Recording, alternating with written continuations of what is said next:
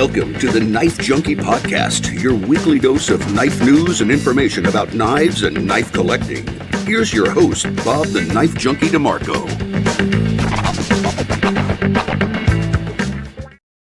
Welcome to the Knife Junkie podcast. I'm Bob DeMarco. On this edition of the show, I'm speaking with custom knife maker Jeff Schafer. I first got wind of Jeff through Rolando Escotada and the big, beautiful Bowies chopper that he featured on his channel right after Blade Show 2025. Jeff's work features classic American knife profiles made by hand with attention to detail, balance, and performance. Jeff is a martial artist and a man of adventure whose custom knives have caught the eye and attention of some of the finest practitioners and trusted voices of the bladed martial arts. We'll meet Jeff, check out his work, and hear about his career in knife making. But first, be sure to like, comment, subscribe, and hit the notification bell so you can download the show and listen on the go. You can put that on your favorite podcast app and all. Please also, if you'd like to help support the show, you can do so by going to Patreon and seeing what we have to offer there. Quickest way to do that is to head on over to TheKnifeJunkie.com/Patreon. Again, that's TheKnifeJunkie.com/Patreon. Adventure Delivered. Your monthly subscription for hand-picked outdoor, survival, EDC, and other cool gear from our expert team of outdoor professionals. TheKnifeJunkie.com/BattleBox. Jeff, welcome to the Knife Junkie podcast, sir. Oh, thank you. Thanks for having me on. Oh, it's my pleasure. It's really good to meet you. Rolando spoke very, very highly of you, the man, and also the big Bowies chopper that he got from you. Let's just start there, and then we'll go back and find out who you are and how you got here. But that knife, describe that knife. It's just a really big chopper knife. It's ADC RV2 steel. Got a convex edge, a sharpened clip, and I can't remember what the handle was right now, but it's got like some nice wood handles on it. So the thing that really struck me about that knife is, well, first of all, I'm a sucker for a sharpened clip. Anyone who's watched this show for any length of time knows that. But also, I'm not used to seeing a sharpened clip on a chopper style knife like that. And when I think of a chopper, it's what you made there, something where the guard itself is the wideness of the blade. Right. Yeah. How'd you come up with that design? Well, it's kind of inspired by a Jerry Fisk knife that he's made a long time ago, and I had an order for one, so I made a couple. Yeah, Fisk. I know that Rolando's a collector of him, and like that. But so a knife like that, a chopper, you don't think of as something that's going to move around as well as it does.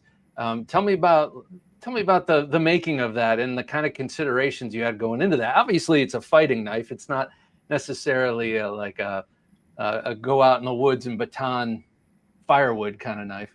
Right. It can be used as a fighting knife or, a woods chopper. If you get attacked by an animal in the woods, that could help really well. But the sharpened clip is really good for the back cuts. And it's got a nice distal taper so that it's not super tip heavy, even though it is heavier than a specific made for fighting knife. It's a little bit more weight forward than that. It will chop really well on 2-bores and any kind of limbs and stuff like that, including arms. No. Yeah, I was gonna say limbs, huh? Yeah. So how'd you get into this? How'd you get into knife making? Well, a long time ago when I was in high school, I bought a really cool double-edged knife, and I took it to school back in the 80s. And a friend saw it and liked it more. He paid me double for what I paid for it. So I thought, well, I'll just make another one because I have books on making knives, and I tried, but it was terrible. It was just like from a little file. And of course, I had to do a double-edged knife for my first knife. and it was terrible, and I had a piece of 2x4 for a handle, and so I put that on the back shelf until I got married and moved to a house where I could have a shop. And so as soon as I got my shop built, I was ready to start making knives. So I was, where was I? Arizona Custom Knives or somewhere where I was reading a little bit about you, and you mentioned something about your grandma. we hear a lot about grandpas, and that's who I got my first knife from. Tell me about your grandmother. Well, my grandma, she had this little, well, I say little, it was about this long butcher knife it was real cheap and wouldn't hold an edge, and it had hollow scales on it, like plastic scales. And she would like take the knife and put it down beside her leg and say, "Here, you can go play with it." And I was like in the low mid single digit age, and I don't know if she was trying to get rid of me, let me go play, or let me go hurt myself. But my mom really didn't like it, but she didn't say anything to her. And so that's where I really got playing with the knife. I would go ask her for that knife every time we'd go to their house, and I'd go outside and I would throw it at whatever, stumps, birds, anything that came along. And it was just a lot of fun for me when I was a kid. Yeah, I think you and I are similar generation. I graduated from high school at the very end of the 80s, and back then, we were a tougher breed. We were we were taught self-reliance. Right. We would just go out in the middle of the summertime and camp on the river for 2 or 3 weeks. Just a few of our kids, in like the 10, 11, 12-year-old range. We would just go out there and camp and fish. Whereabouts were you? Northeast Arkansas. Arkansas. Okay. Yeah. Well, I was in suburban Cleveland, so we didn't get as much as Arkansas. You were about to say something. I'm sorry. It's just we got 5 rivers here in the county. So, and the guy knew, one of my friends knew a guy that had some river property. So we were back there on private property, and his mom and dad would come out and check on us every once in a while.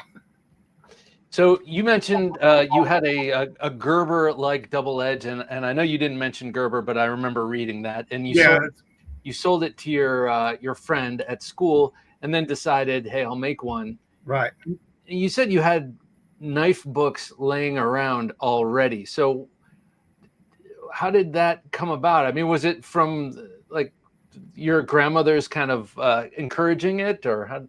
Yeah, well, she started to spark, and I would look at all the really custom-made knives from back in the era, and I loved those really nice Bowies with the walrus handles and the nice guards, and even Damascus back then was just really getting popular, as far as I can remember, and I thought, well, the only way I'm ever going to be able to afford one of those is to make it myself.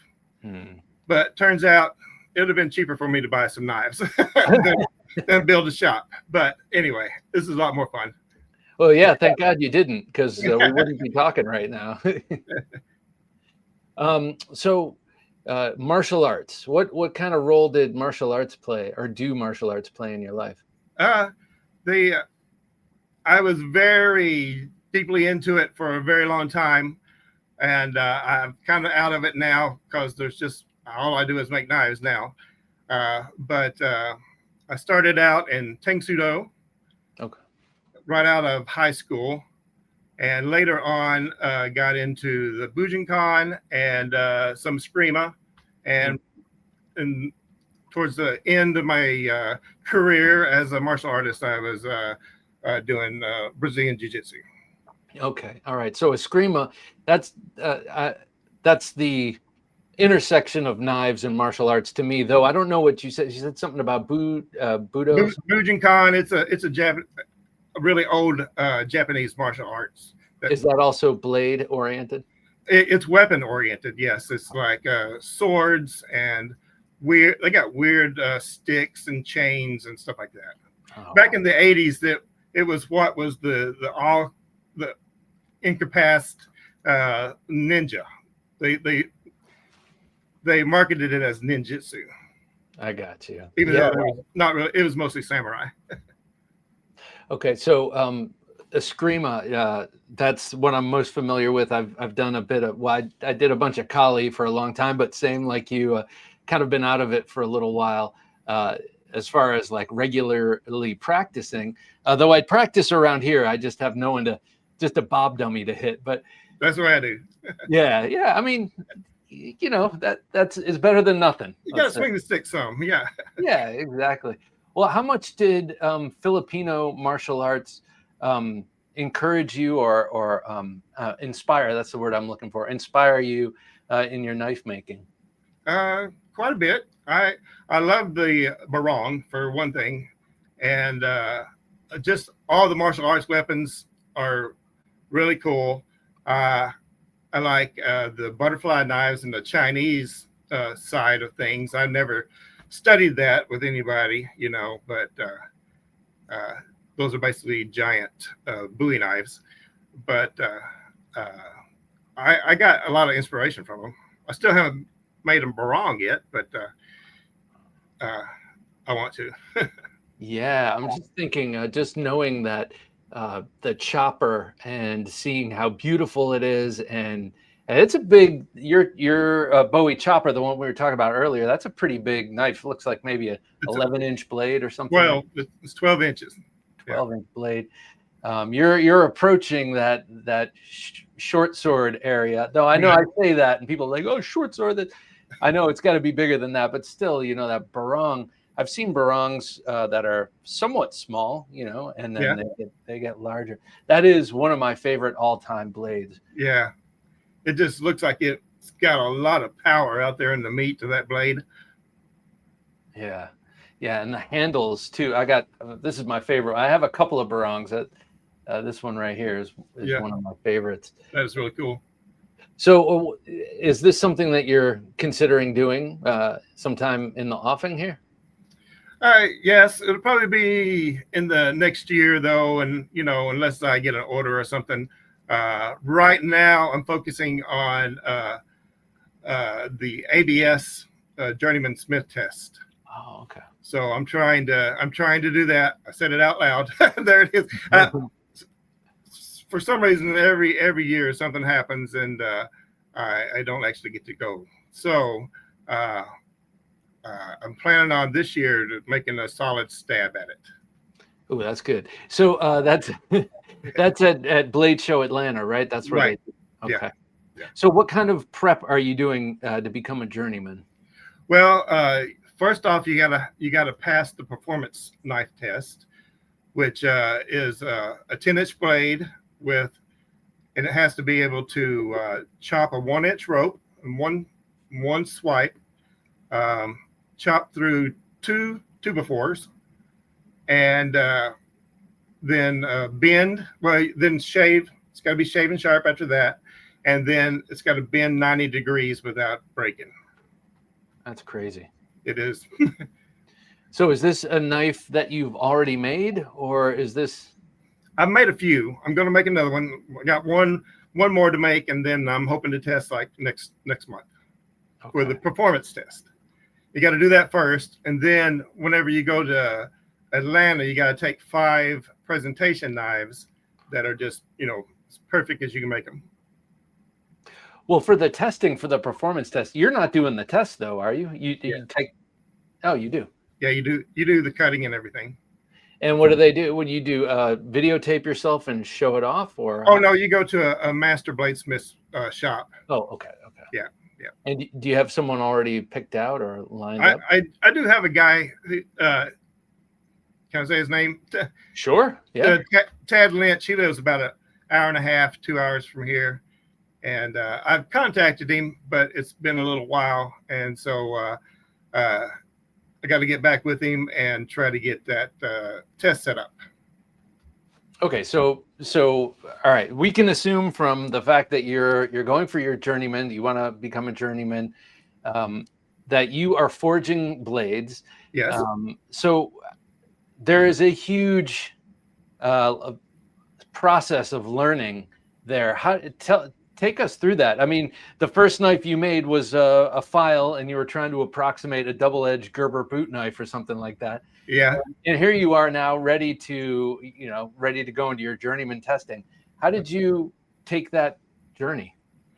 Well, mostly, I learned from books, but I went to a lot of hammer ins to watch master smiths. Like here in Arkansas, we have a really good school down there. In Old Washington is where I went most of the time, and it has now moved over to Texarkana. But twice a year they have a hammer in where they do demonstrations, and there's always a forging, always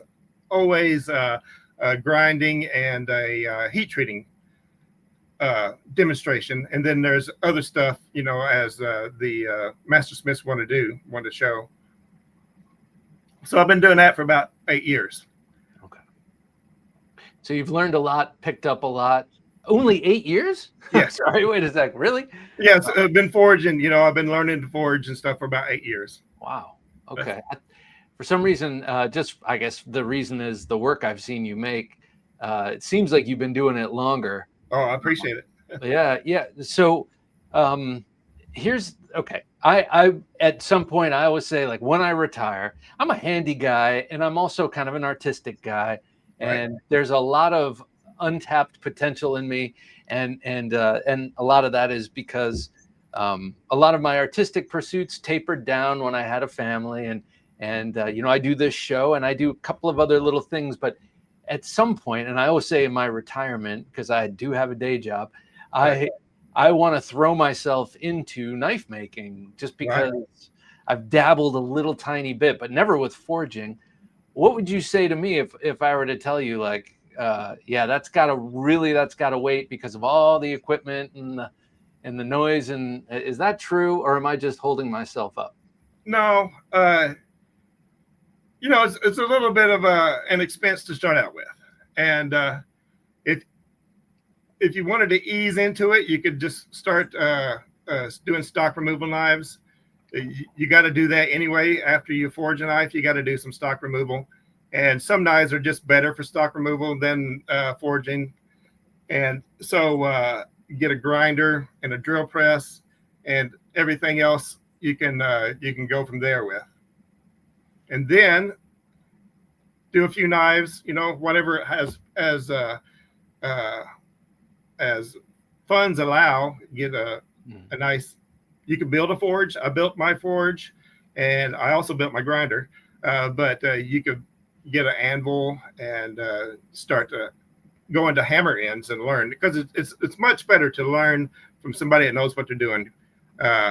It'll save you so many headaches to go and learn how to forge in a point on a blade. That can be persnickety at times. Yeah. And just learn the whole process. So were you always a handy person? Yes, I always my dad, he was real handy. Anything he built some little crafts and stuff, but he would always be working on the car and doing maintenance on the car and working on the lawnmower or whatever. He built the back half of our house when I was a kid. So I was there in the middle of all that. And I just think that you can probably build whatever you want to build, if you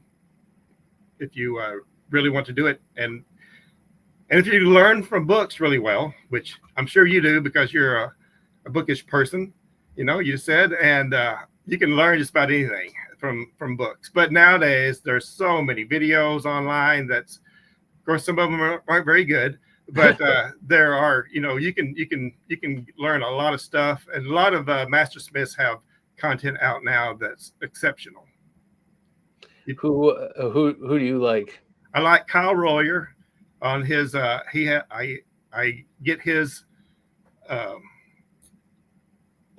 I get his courses, online courses, and let's see who else. I got some more that are Jason Knight. Oh Yeah. He's got some good classes out online, and they also almost all master smiths will help you out. for the most part. I haven't met one that's not really nice and loves talking about knives, you know, Yeah. in the ABS. If you're close to one of those guys, you can go visit them and learn a ton in just a little while. So there's a connection. Actually, may as well just draw it right now. There's a connection between you and one of the founders of the ABS, and I'm thinking, and this might be the long way around, but Bill Bagwell, right? He was one of the founders, Right. And I know that James Keating loved Bill Bagwell knives, Right. and he also loves your knives. Right. James, tell us who James Keating is, and how did you get involved with him? Well, James Keating is a very long time martial artist who was, back when I was a kid, he was on the cover of Black Belt magazine. He had so many videos and stuff out. Used to, whenever I'd be sitting at my computer, I had a list hanging down off my bookshelf that of his videos that I wanted, you know.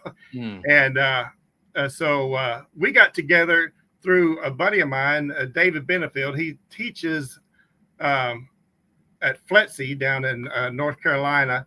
And I turned him on to James Keating, and he went and trained with him. And then he said, "Hey, Jeff, James needs a knife maker. His knife maker is leaving him, and wanted to know if you would start." And that was right when I was first getting started. So it was a lot of work for me to get a knife fixed up and sent to him and let him check it out, and he liked it. So we've been making his knives ever since.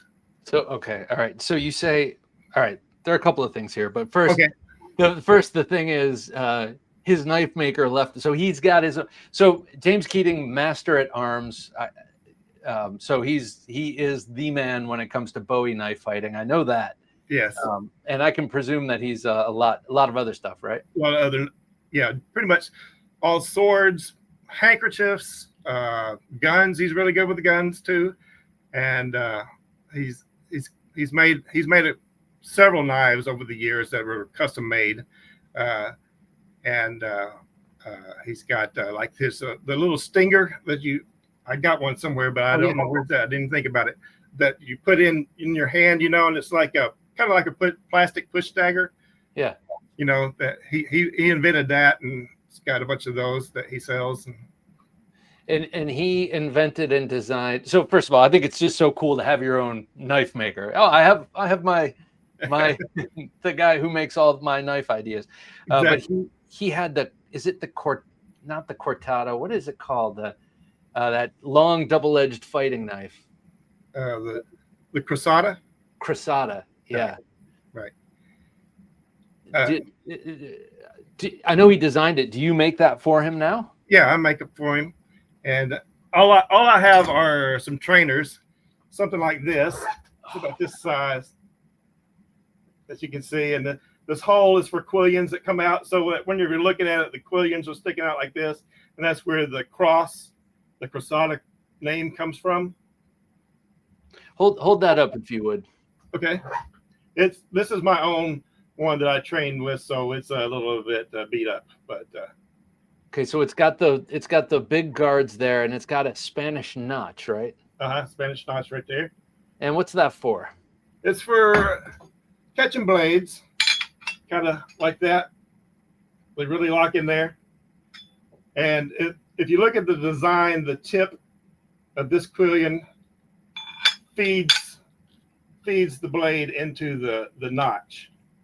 So if it slides down and then it catches in there, it can also work in the back and be used as a disarm. It's hard to use, and for me, I mean, he knows how to do it really well. Yeah. And I love the look of that knife. I think that's one of the coolest knives I've ever seen. And the idea of those little quillions that screw in through the center. Right through there. Yeah. This is the Bowie model. I haven't made any of the double-edged ones, the spear point ones. It's got a slight recurve right here. And it's made for back cutting and fighting. That's so cool. So, okay, before we got started, you showed me a Bowie of your own making Right. that you made for a friend. Can you show this off and talk about it a little bit? Okay. This knife right here. God, that is so cool. My buddy, he contacted me and he wanted a knife. You know the Louis L'Amour.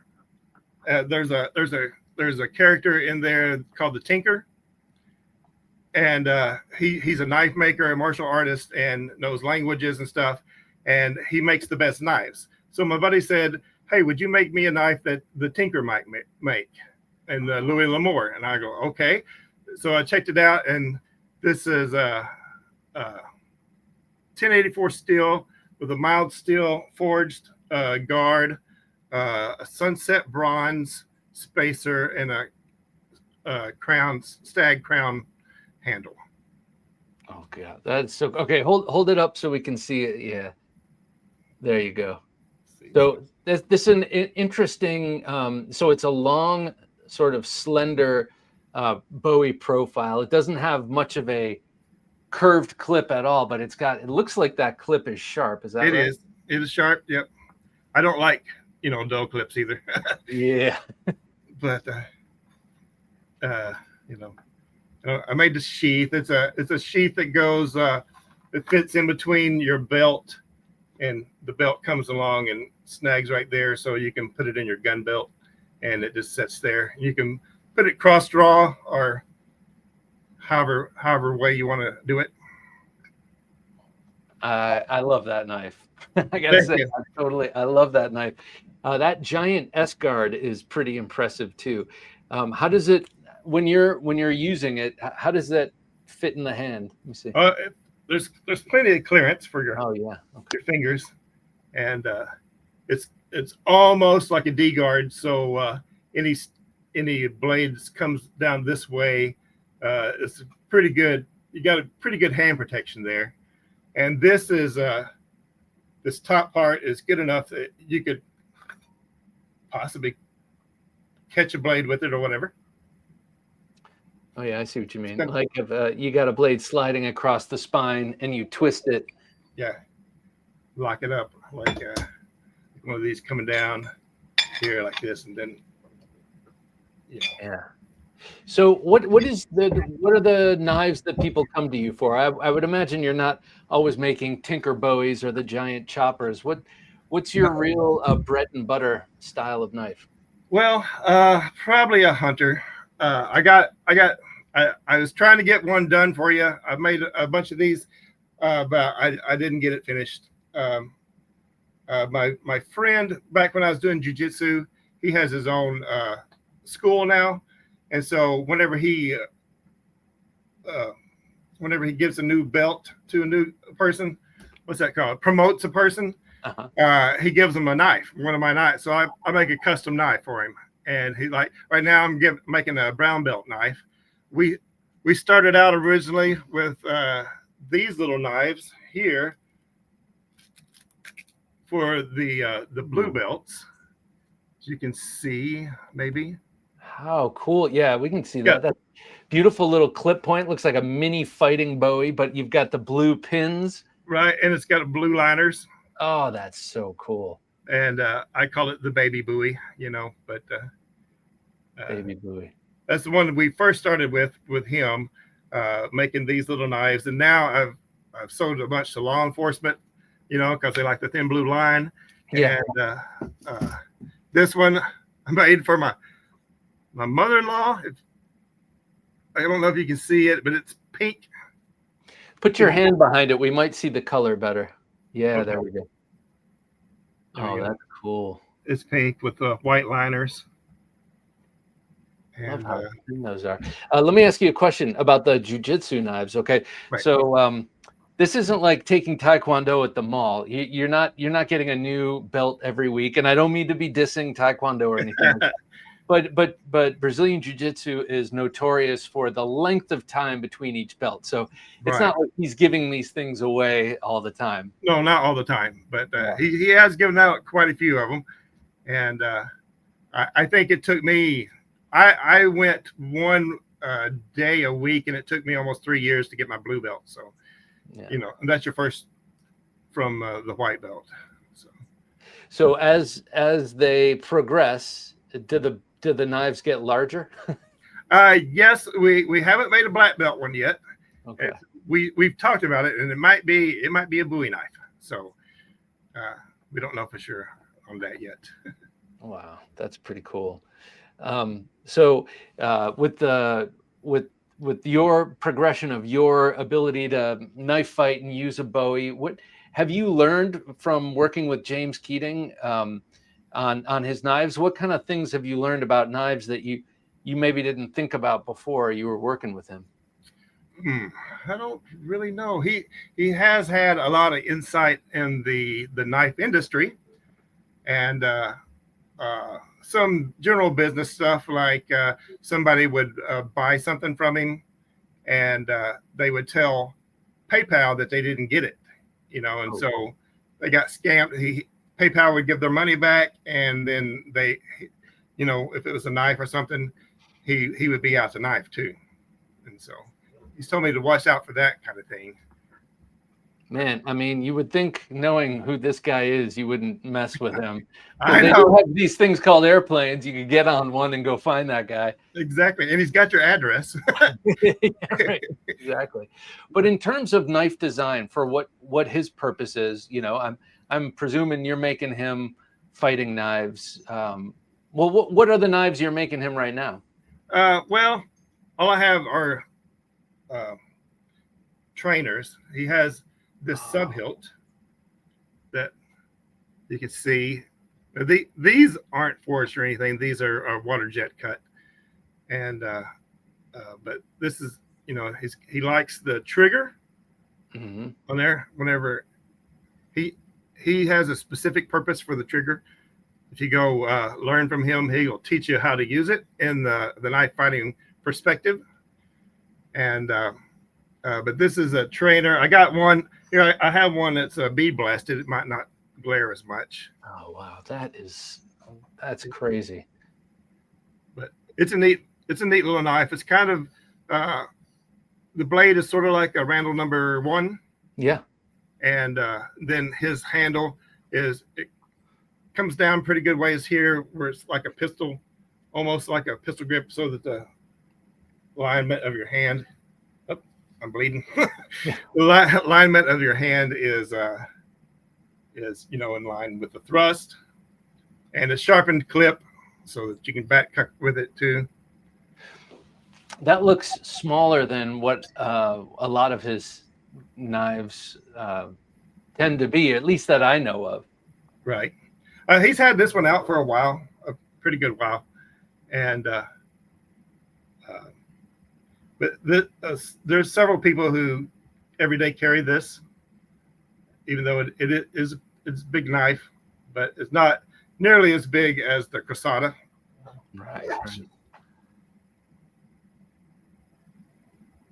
So in terms of making a knife that's meant for fighting, the balance, this is something Rolando, for instance, was talking about.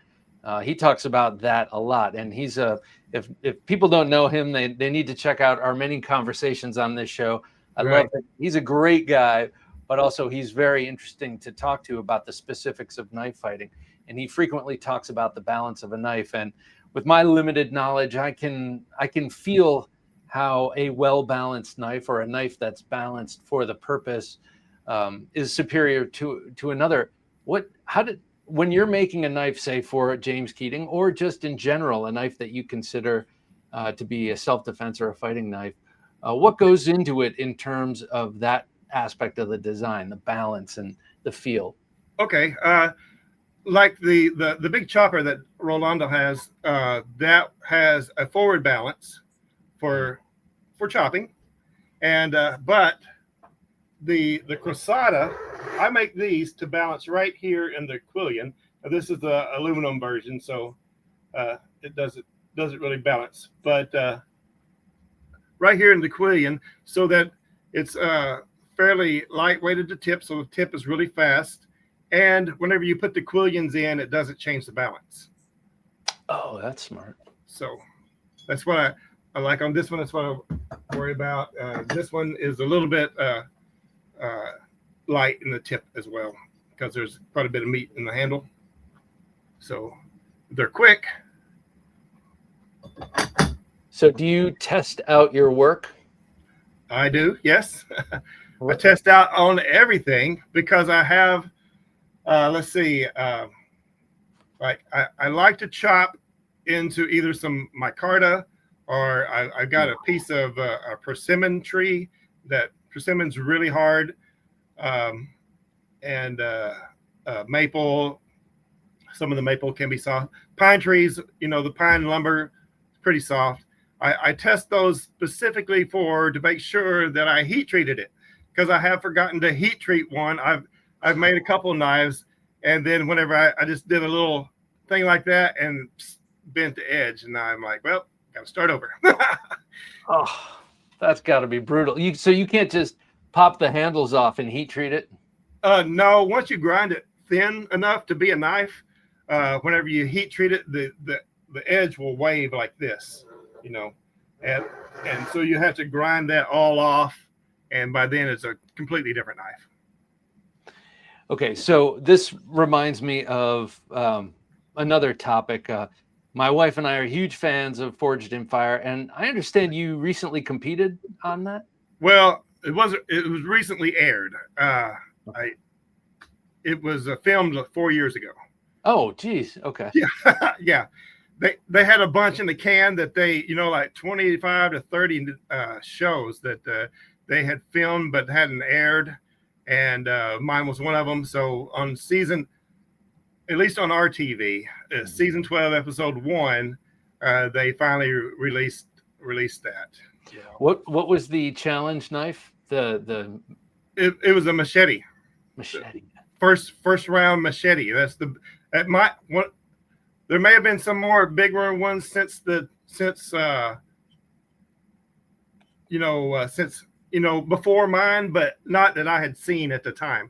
So mine was the biggest knife that for the first round that I had seen, and I was like, oh my goodness.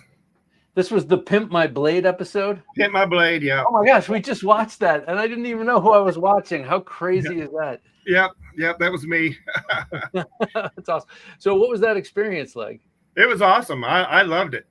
I would go back again anytime. It was really fun to see how it was made and everything. I had a whole lot of fun. Got to meet some cool guys and just make knives. It was very fun. So working I'm not sure if it's a sound stage. It seems like it's a warehouse or something. Yeah, it's a warehouse. What's that place like? Well, it's really cool. In the back area, you come through the back and you stage back there. And whenever I was getting ready to go on, we have guys that stay with us the whole time, so that there's no possibility of cheating going on. They take the competition very seriously, and so one of the guys goes, "Okay, Jeff, whenever I say action, Jeff, you go out." And I said, "Oh, from now on, I'm going to have everybody just call me Action Jeff." And he goes, "Shh." And but I got out there. The very first thing I did, and they cut this out, but the first thing they did was, Grady was like, "Hello, Jeff. Welcome to the Forge." And I was like, "Hi, Cody. Who's Cody?" Every time I looked at one of the cameras, I was thinking, there's a million people looking at me. So what's the hardest part about competing on that show? Probably time, worrying about the time, definitely the time. You can't make a really nice knife in 5 hours. Right. And so you got to make a nice enough knife and try not to rush yourself, which is what I did and caused my problems. Whenever I got done with the forging the blade, I had like 20 minutes left. I thought, wow, I could have done something else. I didn't realize that I was done that fast, but I did get it finished. So what did you do before the show? I know this was 4 years ago at this point, but what did you do leading up to it to prep yourself? I made a list of things that I wanted to practice and to experience before I went to the show. And they had a questionnaire, and they like, have you ever done this? Have you ever done coal? Have you ever made a crossbow? Have you made stuff like that? And I didn't practice making a crossbow, but I did go practice. I don't have a hammer, a power hammer, or a press. And so I went to a friend's shop and used his to make some Damascus and that sort of thing, just to make sure I knew what I was doing when I got out there and did that. That's fun. So is that something that you plan on investing in at some point? Like, yeah, definitely. When I retire. When you retire. Okay. So is the press the same machine as the hammer? No, they're two different machines. Okay. The press just squishes for like 25 tons or more. You can get smaller ones. And it's really great for making Damascus. Any kind of Damascus, you can use that. The hammer is just beats like that. And it's great for forging out blades. You know, you can forge them out. And you can also do certain types of Damascus on those as well. Okay. So those presses, and they have those cool dies that sort of press it. And that's for getting your welds together, right? Right. Getting them there. You can, like, if you put, like you had it like this, you can squish from the corners of the blade and make C's and W's to make all kinds of different patterns with that. But you're right. Whenever it squish, but you can do the squishing to the initial weld on the hammer too. Okay. Is this something? Do you do Damascus regularly or? Not regularly, no. I just, whenever I go to my friend's house, I'll make some. But it's on the list right now. I'm getting prepared for retirement. I got a year and a half to maybe 2 years. And so I'm getting stuff for the house, retirement funds ready to go. But as soon as I retire, I'm going to be hitting some classes with the Master Smiths and getting the tools that I need for the press and maybe a hammer. What line of work are you retiring from? If you don't I'm a letter carrier, city carrier. Oh, okay. Post office, yeah. Oh, we all thank you, especially knife junkies such as myself who rely on good folks like you to bring our little addictive. Send the knives back and forth, right? Yeah, exactly. You know what? I'm going to knock on wood, but it's. I remember when I first. I mean, I've been into knives since I was a little kid, but when I really I feel like it was 2012 or 2013 when it really picked up for me, and I started online and trading and mailing, and people always used to complain about the post office, and I was like, geez, knock on wood, I've never had any. It's me too. I've never lost a knife, either coming or going, either way. And I have had some, like a t-shirt or something, get lost in the mail, but nothing too bad. Yeah. So for like about 18 years, I was my own mail carrier. So at least that last mile, I knew I was going to get it then. yeah, man, that's a bit of luck there. Yeah, for me, if it makes it to my post office, I'm going to get it. Yeah. So I saw something else about you, and I'm not stalking you, but I had to do some research. Right. It said that you are a cold case murder investigation blade expert. What is that all about? Well, I got a friend who is a reporter, and he's covered a lot of cases here in Northeast Arkansas. So like the West Memphis 3 and Rebecca Gould. They made national headlines, and he's written books about them and stuff. And he combined with an investigator who came from the military. I'm not 100% sure of all her background, but she's a really good investigative, investigator.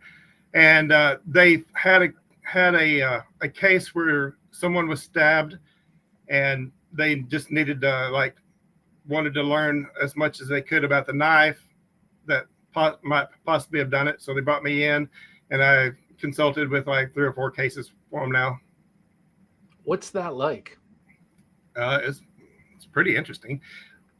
You do have to be able to view autopsy photos, but otherwise, you get to like just play the scenario over and over again, look at the wounds and see what kind of knife could have caused that.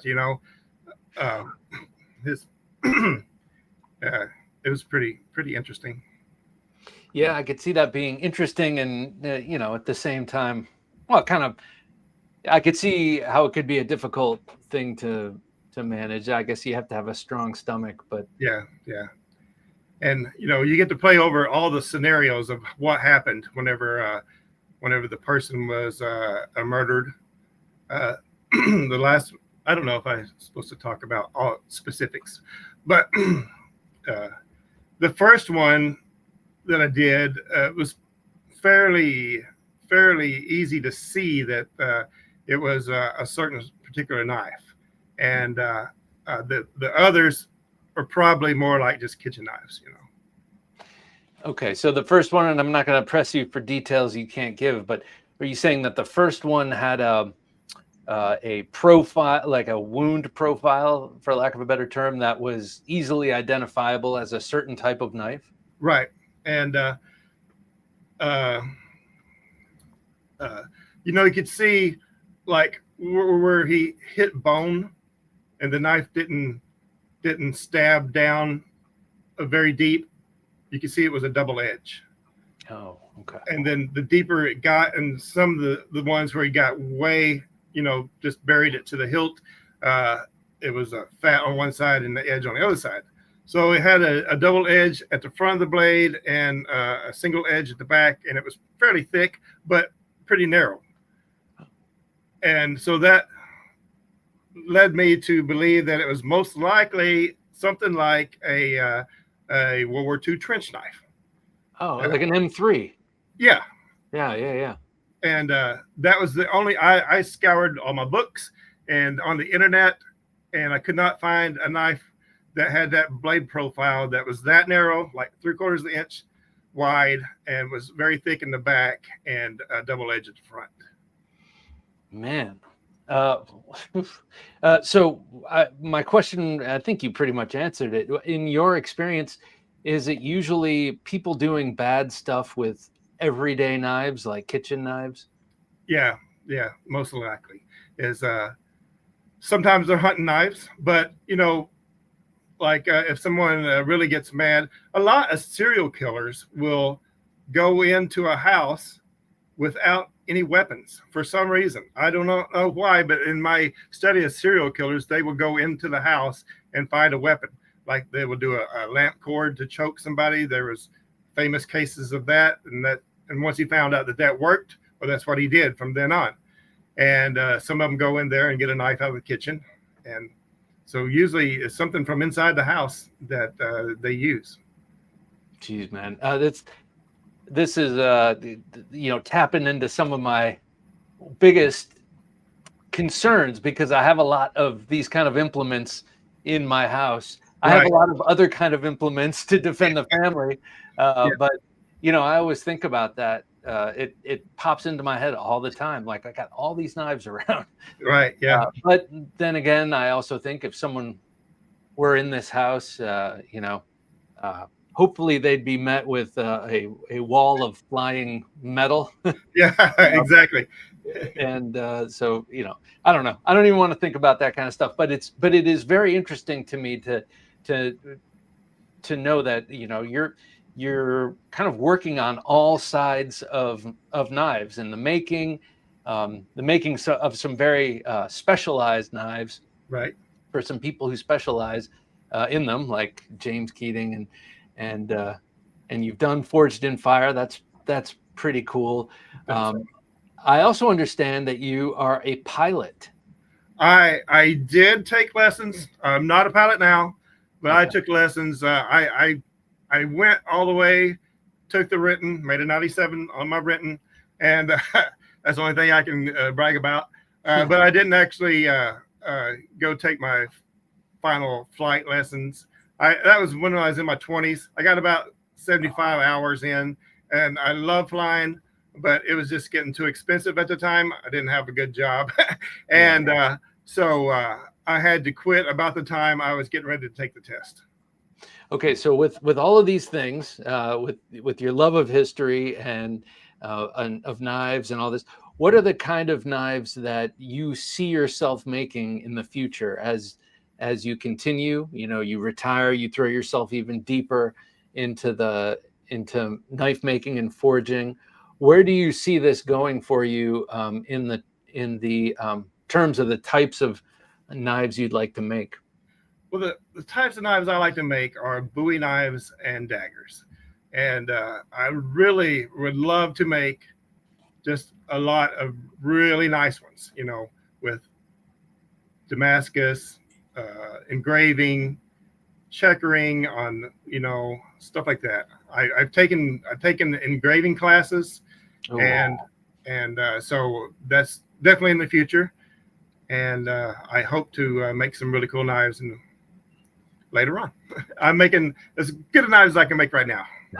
Daggers present a special challenge, I would imagine. I cannot imagine. I mean, I can imagine making a really sweet Bowie because I can see how I would do it, even though I don't know what I'm doing. Yeah. But I have no idea how one would make a dagger. What are the special challenges? The biggest challenge with the dagger is symmetry. They have to be the same, not only just in one side to the other, but they got 4 sides. So, and they all have to be perfectly same. And then the guards have to be straight and symmetrical as well. So that's the biggest challenge of making a dagger is symmetry. Have you seen the daggers that they make mastersmiths when you go for your mastersmith test? Those kind of daggers. Yeah, with the fluted handle and twisted wire inlay. Yeah, that's all a thing that you have to do. That's one of the things is the Quillian dagger, and it has to have a fluted handle with a twisted wire inlays in the handle, and I think at least a 300 layer blade, Damascus blade. That's crazy. Do you see any? I've wondered this sometimes, especially when watching Forged in Fire. We keep coming back to that, but in the making of Damascus steel, and is there any compromise to the strength when you have 2 different steels and you're welding them together? Let's just assume all the welds are perfect, you know, and that's not the concern. Okay, yeah. If they're all perfect and done well, there's not really any less strength. Okay. Yeah. You know, there's a lot of little layers that, you know, there's a lot of opportunities to go bad in making Damascus, but there's not really, once it's all basically one piece of metal, it should be plenty strong for a knife. Okay, so before I let you go here, you showed me a hunter before we started rolling here. I'd like you to show us that, and then I also want to see the big Bowie again. But hold that up to the camera. This looks beautiful. All right. This is a little hunter with a African blackwood handle and a 5160 blade and 416 stainless guard. It's just pretty shiny. Yeah. So, and I got right here on the end, there's a neat little bird's beak type feature there that just fits in the hand perfectly. It's not too thick.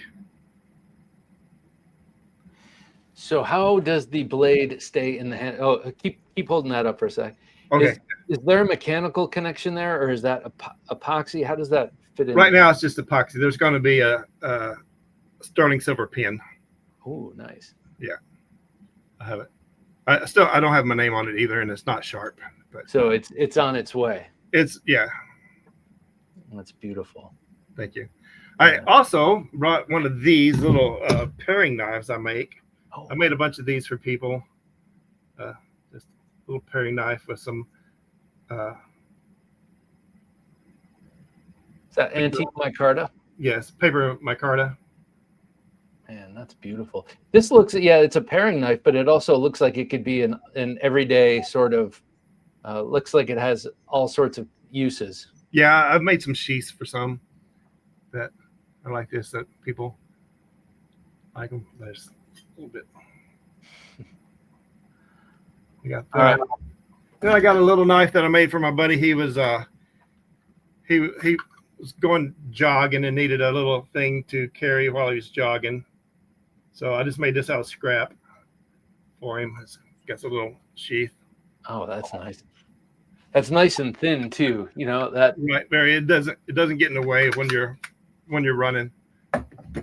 So this is a huge part of the market. I think this is where a lot of people who are traditionally into folders and just everyday carry folders and such. Big trend over the past 5 years that keeps growing are these everyday carry fixed blades. I'm Right. huge into them. But is this something that you're considering moving into? Right. Yeah. I've been carrying a what I call a front pocket knife, but I did not bring it out here. But just a little front pocket knife that has kind of an oval handle with a deep finger spot where you can just fits perfectly in the hand. But it's only like 6 inches long. And then it just fits right in the pocket. I love that. I'm a huge fan of everyday carry fixed blade knives. I love neck knives, though I don't tend to carry them as much as I used to. Right. But that comes and goes. I still collect them. Yeah. So maybe I just have to get my blue belt or get my There you go. my green belt or whatever comes after blue. All All right. So before I let you go, please let's see that big Bowie again. Okay. Your Tinker Bowie, your Louis L'Amour. Louis L'Amour Bowie. Yeah, that's beautiful. So you do your own leather too, huh? Yes. Yeah. I think yeah. Okay, so this is something I want in my collection is a Bowie with a crown stag handle like that. That is just beautiful. These fit in the hand so well if you get the right one. Yeah. This is all forged. It's got the kind of the brute de forge look to it. The Ricasso's forged finish, and the spine is forged finish. And there's a little bit right here along the edges you can maybe see. Yeah, we can see that. And the guard is all forged finish. No grinding on that. So let people know how they can keep up with you, see what you're making, reach out to you, commission work. Let everyone know. Okay, I'm Schafer Jeff on Instagram. I also have Schafer Knives. Also on Facebook. I'm Schafer Knives on Facebook, and I got my own personal page as well. And my website is www.schaferknives.com. Not much on there except t-shirts right now. And let's see, that's most of it. I also have a YouTube channel, but it's got a few videos of cruzadas and stuff on there. I'll have to check that out. That's one thing I did not find in my research, so I'll definitely have to check that out.